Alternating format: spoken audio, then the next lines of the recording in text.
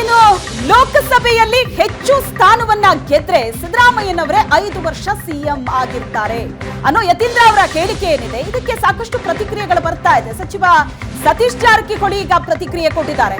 ಈಗಾಗಲೇ ಆ ಬಗ್ಗೆ ಮಾತನಾಡಿದ್ದೀವಿ, ಚರ್ಚೆ ಕೂಡ ಆಗೋಗಿದೆ.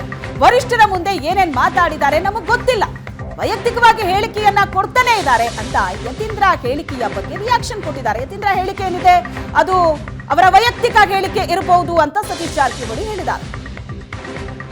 ಹೇಳ್ತಾನೆ ಇದ್ದಾರೆ. ಸೊ ಅದ್ರ ಬಗ್ಗೆ ನಾ ರಿಯಾಕ್ಟ್ ಮಾಡಲಿ, ಯಾರೋ ಹೇಳಿದ್ದು ಎಲ್ಲೋ ಅವ್ರು ಹೇಳಿದ್ದು ನಾ ಎಲ್ಲದಕ್ಕೂ ಮಂತ್ರಿಗಳು ಶಾಸಕರು ರಿಯಾಕ್ಟ್ ಮಾಡ್ಲಿಕ್ಕಾಗಲ್ಲ. ಅದು ಅವ್ರ ಪರ್ಸನಲ್ ಇರ್ಬೋದು. 5 ವರ್ಷ ಅವರೇ ಇಲ್ಲ ಸಾರಿ, ಅದನ್ನೆಲ್ಲ ನನಗೆ ಸಂಬಂಧಪಟ್ಟ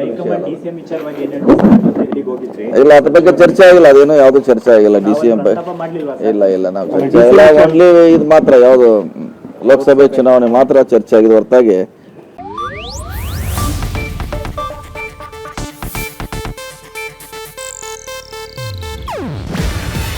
ಇದು ಏಷ್ಯಾನೆಟ್ ನ್ಯೂಸ್ ನೆಟ್ವರ್ಕ್ ಪ್ರಸ್ತುತಿ. ನೀವು ನೋಡ್ತಿದ್ದೀರಾ ಏಷ್ಯಾನೆಟ್ ಸುವರ್ಣ ನ್ಯೂಸ್.